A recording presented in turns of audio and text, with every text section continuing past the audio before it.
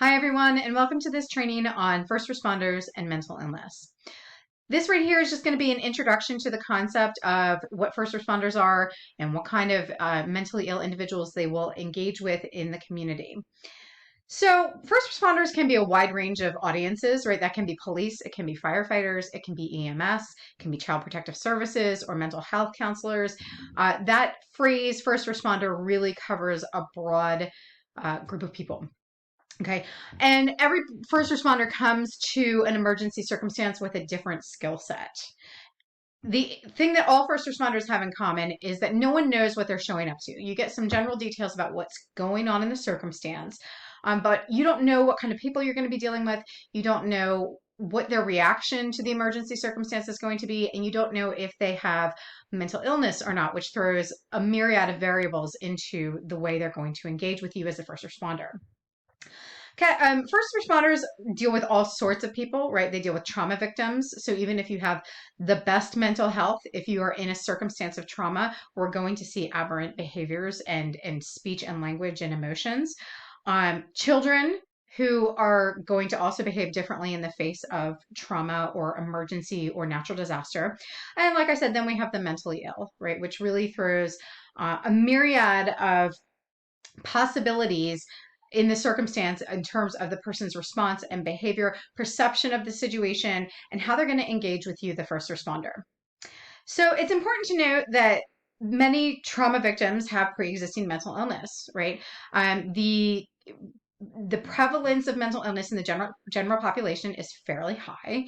And just by random statistics and numbers, there are going to be a good number of people that you respond to in an emergency that already have the presence of one or more mental illness in tandem with the trauma that they're experiencing of the emergency, which is going to exacerbate the effects of their mental illness. So that's important to keep in mind. Understand that the mentally ill are already going to display, out of the norm emotional responses, aberrant behaviors, etc. But when they have this interaction with a natural disaster, an emergency, an accident, a crime of whatever the circumstance is, right? Their internal stimuli of their mental illness is already going to be exacerbated. And then you're going to couple that with the external stimuli of the environment where there is all sorts of trauma, danger, fear, suffering going on. And it's really going to create the perfect storm of unexpected responses, right? And in some cases, inappropriate aggression. So it's really important to have a context from which to work when you're working with the mentally ill. It's very important to understand the different kinds of mental illnesses that exist. In this training, we are going to do a deep dive into the many different forms of mental illness, what the symptoms are, what the treatments are like, so that you have a working context. So that when you are faced with somebody who's undergoing trauma of some kind, who also happens to have a presence of mental illness, you have a working knowledge of what to expect, why they're behaving the way they're behaving, and that's going to guide the way you respond, right? If you have that contextual understanding. So it's primary to note that when first responders engage with somebody who is mentally ill, there's always going to be noticeable differences in cognition, affect, and behavior.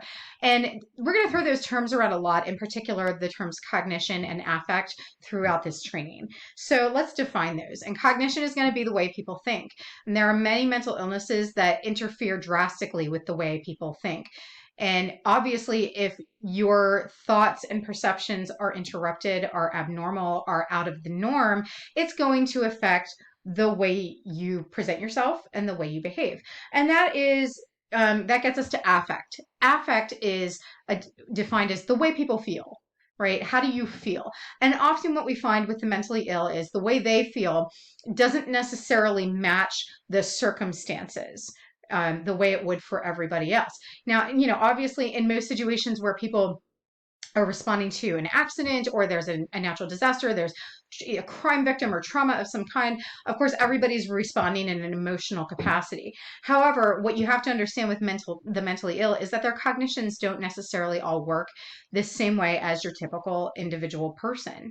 And so therefore, their affect, the way they feel, might be completely out of the ordinary, and it might really blow your mind, and you're sort of like, I don't understand where this person's coming from. I don't understand why they're responding this way. It's because their cognitions and affects are simply different than yours and mine. And ultimately, this is going to affect their behavior, which is simply the way people act, right? So if the way you think and the way you feel is being impacted by a mental illness, if your perceptions are being impacted and altered by a mental illness, this is certainly going to impact the way you behave. And you're going to see aberrant behaviors. Sometimes you're going to see inappropriately aggressive behavior. Sometimes you're going to see a lot of paranoid behavior. But it's important to recognize why people respond this way under these circumstances due to mental illness, engaging with the trauma and engaging with first responders, so that you can tailor your response towards the calm, the de-escalation, managing the situation, and keeping the person's behaviors and emotions contained so that you can give your best response as a first responder and get your job executed safely and properly for yourself and for all the individuals involved.